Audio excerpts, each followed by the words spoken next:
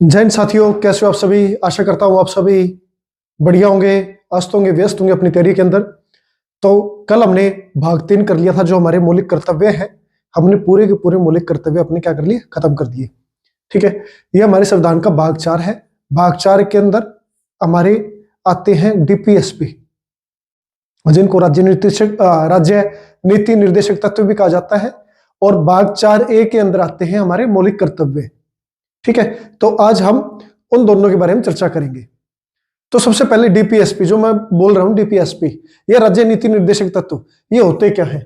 Directive principles of state policy, यानी कि DPSP, राज्य नीति निर्देशक तत्व।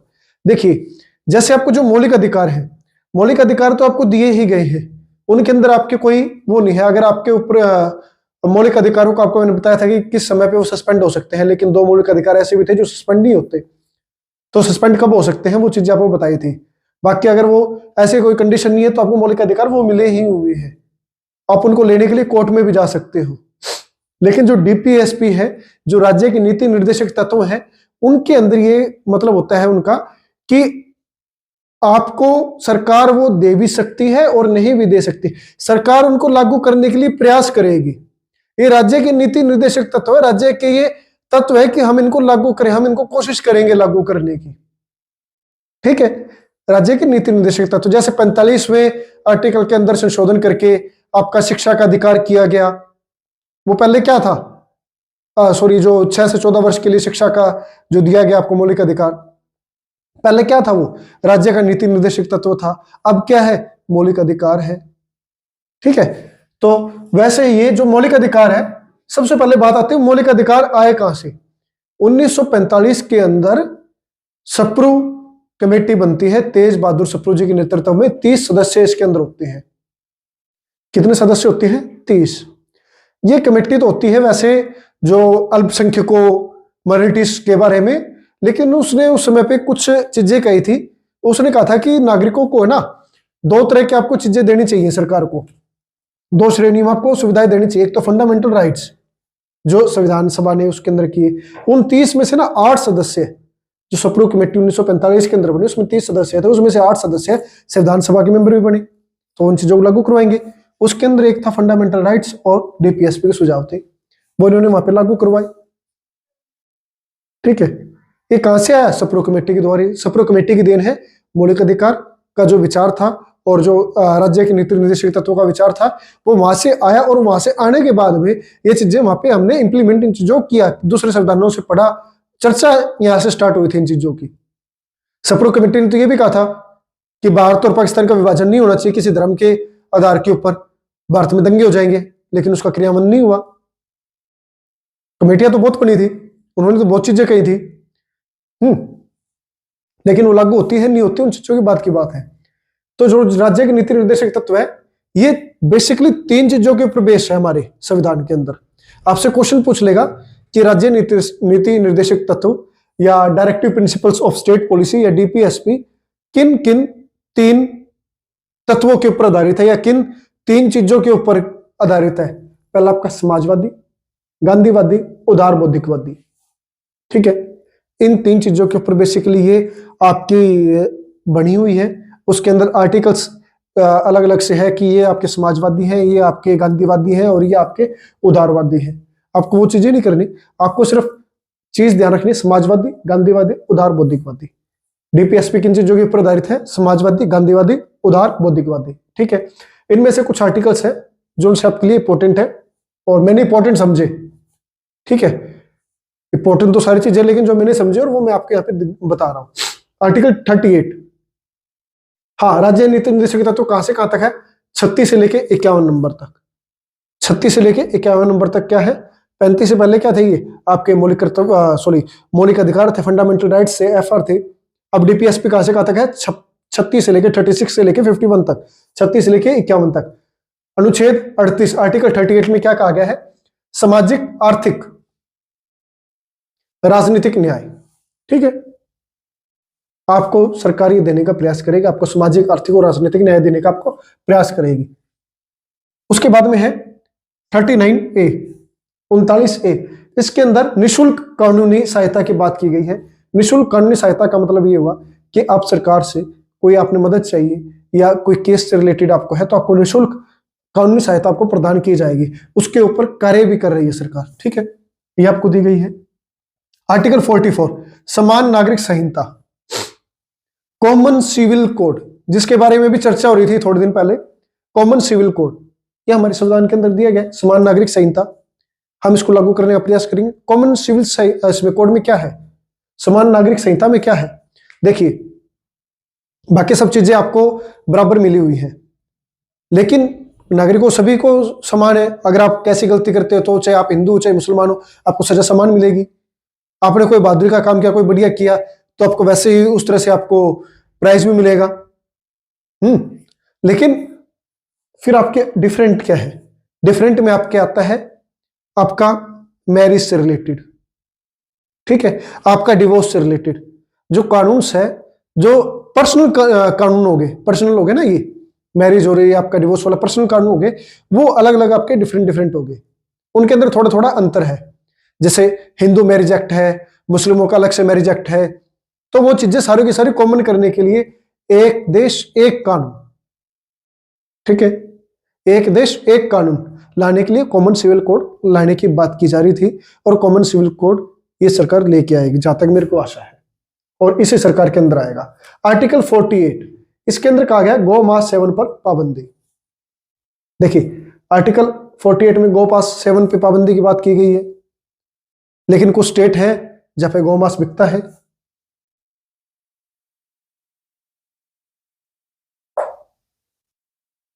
ये चीज सरकार के राज्य नीति निर्देशक तत्वों में है, सरकार चाहे तो इसको फुल फ्लैश से इसको लागू कर सकती है, ठीक है।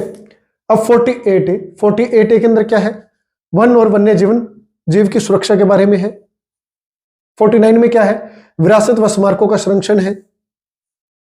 और 51 के अंदर आपका जो रिलेशंस थे इंटरनेशनल, जो आपके आसपास के जो देशों से रिलेशन, उसके बारे में बात की गई है। अभी हाँ चलो ये बाद में बताता हूं आपको। अब भाग 4A ये क्या है भाई, भाग 4A आपका मौलिक कर्तव्यों से संबंधित है। इसको 42वें संविधान संशोधन के द्वारा सरदार स्वर्ण सिंह कमेटी की अनुशंसा के ऊपर इसको लागू किया गया। उस समय पे इसमें 10 आपके मौलिक कर्तव्य थे, जैसे आपके झंडे के, आपके झंडे का सम्मान करना, अपने देश के प्रति अपने कर्तव्य है, आपकी सफाई रखनी है, इस तरह के वन्य जीवों की आपको सुरक्षा का आपका कर्तव्य होगा, ठीक है। इस तरह के आपके 10 मौलिक कर्तव्य थे पहले। 2002 के अंदर जब शिक्षा 6 से 14 वर्ष का आपको किया गया कि 6 से लेकर 14 वर्ष तक की आयु के बच्चों की निःशुल्क अनिवार्य शिक्षा हम देंगे 86वें संविधान संशोधन में, उसी के अंदर एक मौलिक कर्तव्य भी और जोड़ा गया कि जो 6 वर्ष से कम के बच्चे हैं उनको शिक्षा दिलाने का कार्य कौन करेगा, उनका कर्तव्य क्या है, माता पिता का है, बच्चों को शिक्षा हम दिलाएंगे। तो 86वें संविधान संशोधन से एक जोड़ा गया। टोटल कितने मौलिक कर्तव्य हो गए आपके, 11। कौन से आर्टिकल में है, 51A के अंदर। कौन से भाग में है, 4A में। कौन से संविधान संशोधन से जोड़ा गया, 42वें संविधान संशोधन से। कौन से वर्ष जोड़ा गया, 1976 के अंदर जोड़ा गया। तो ये आपका हो गया मौलिक कर्तव्य, ठीक है। अभी कुछ हम केसेस की बात करेंगे। अभी जो एसएससी जीडी के जो पीछे एग्जाम हुए थे, नहीं जीडी के थे, एमटीएस और सीएचएसएल, तो उसके अंदर एक केशवानंद भारती बनाम जो आपका केरल वाला था, वो आपका केस आया हुआ था, उसके बारे में पूछा गया था कि ये किससे संबंधित है। तो आपके 4 हुए हैं इनसे रिलेटेड, ये चारों के चारों आपको ध्यान रखने हैं। और ये इंपॉर्टेंट इसलिए था क्योंकि 1973 में इसका फैसला आया था, इस वर्ष इसकी 50वीं वर्षगांठ थी, इस केस को 50 वर्ष हो गए थे, इसलिए इंपॉर्टेंट था। और सर जिन बच्चों ने नहीं ध्यान दिया वो फंस गए और ये एग्जाम के अंदर आ गया। और मैंने जब एकेडमी में उस समय मैं पढ़ा रहा था, तो एकेडमी में मैंने बताया था बच्चों को कि भाई इसके बारे में थोड़ा सा पढ़ के जाना, और ये आया एग्जाम के अंदर। देखिए जो सबसे पहला केस होता है चंपक दोराय राजन वर्सेस मद्रास राज्य 1951 के अंदर। इसके अंदर जो सुप्रीम कोर्ट फैसला देती है वो देती है जो मौलिक कर्तव्य, और अगर राज्य नीति निर्देशक तत्वों के संघर्ष के जब मामला आएगा तो मौलिक कर्तव्यों को अहम माना जाएगा। इनके मेन क्या होंगे, मौलिक कर्तव्य मान्य होंगे। संविधान जो अपनी संसद है इसके अंदर संशोधन कर सकती है। और जो डीपीएसपी है इन मौलिक कर्तव्यों के सहायक के रूप में इनको देखा जाना चाहिए।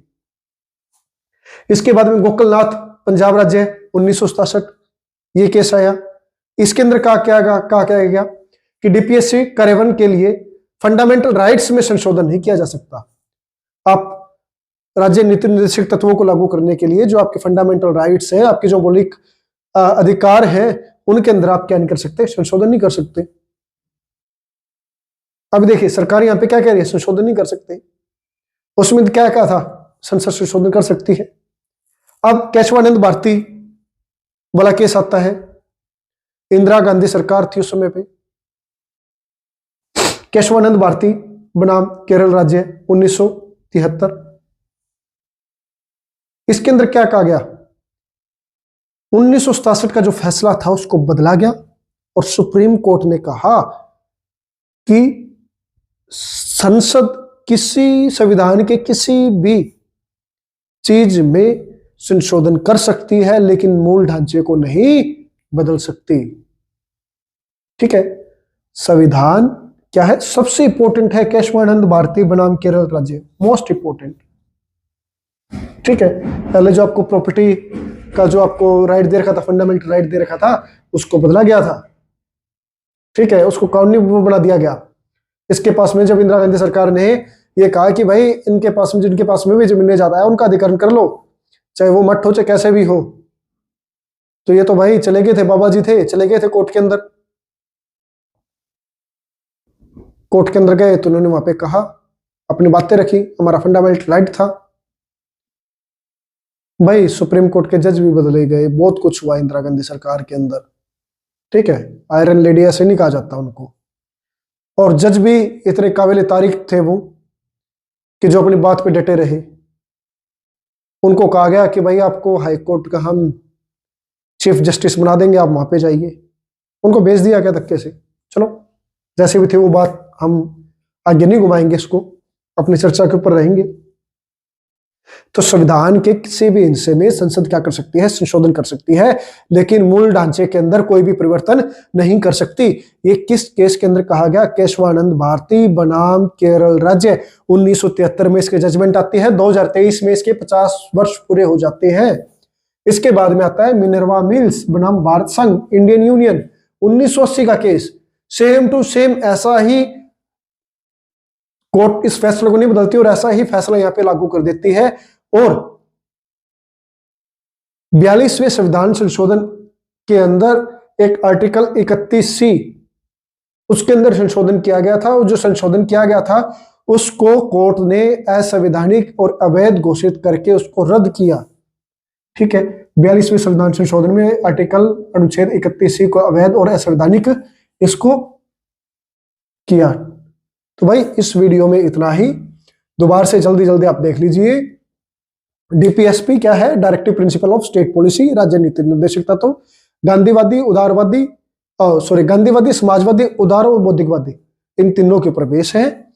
जो मेन है आपके लिए समान नागरिक संहिता का भी, क्योंकि इसके बारे में चर्चा हो रही थी, आर्टिकल 44, और सामाजिक राजनीतिक आर्थिक न्याय आर्टिकल 38। इंपॉर्टेंट लिखे थे भाई, 36 से 51 तक है, सार तो लिखे नहीं, 38 39 से 44 48 48 से 49, ये सारे के सारे इंपॉर्टेंट है आपके लिए।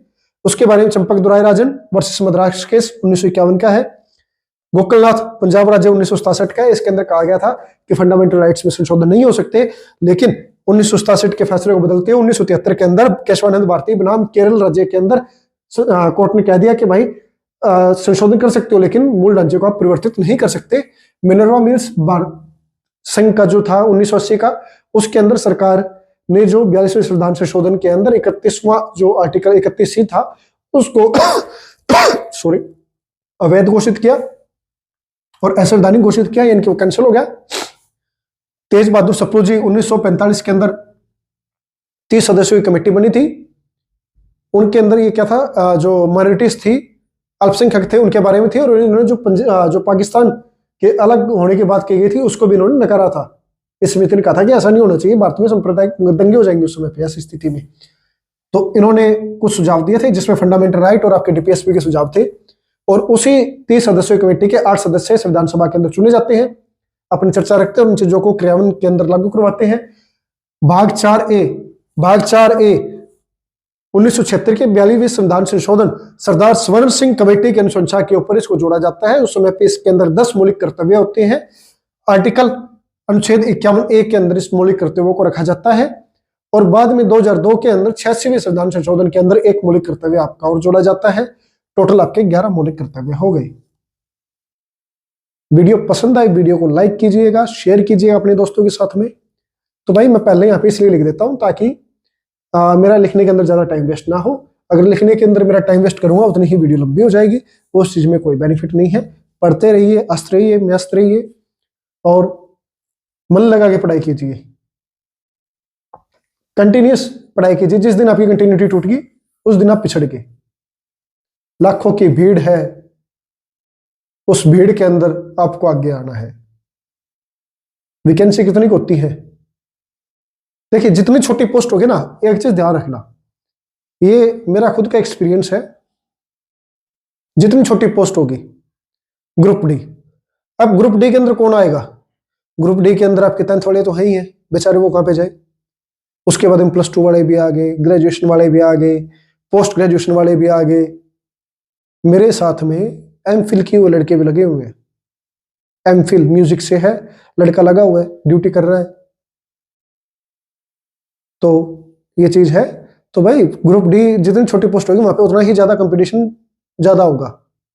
ठीक है, जैसे जैसे पोस्ट आप बड़ी पोस्ट के लिए जाओगे वैसे वैसे आपका कंपटीशन थोड़ा सा मेरे हिसाब से, मेरे नजरिए से कम होगा। लेकिन वहां पे जो कंपटीशन वाले होंगे वो एकदम मलाई मलाई वाले होंगे, जो कंपटीशन तैयारी कर रहे होंगे। किसी भी एग्जाम में अगर 100 फॉर्म भरे जाते हैं ना, उन 100 फॉर्म में से 30 से 40 तो ऐसे होते हैं जो उनसे हाँ भाई एग्जाम आ गया तो हम दे आएंगे, नहीं तो हम नहीं दे के आएंगे, यानी बिना तैयारी वाले। कंपटीशन इन 60 जनों के अंदर होता है और उन 60 के अंदर से भी जो पढ़ते रहते हैं, कंटिन्यूस पढ़ते रहते हैं, वो 30 से 40 ही होते हैं सिर्फ। इनके कोई भी एग्जाम के अंदर जितने भी फॉर्म भरे गए उसमें सिर्फ कंपटीशन जो होता है 30 से 40% के बीच में होता है, मेरे नजरिए से।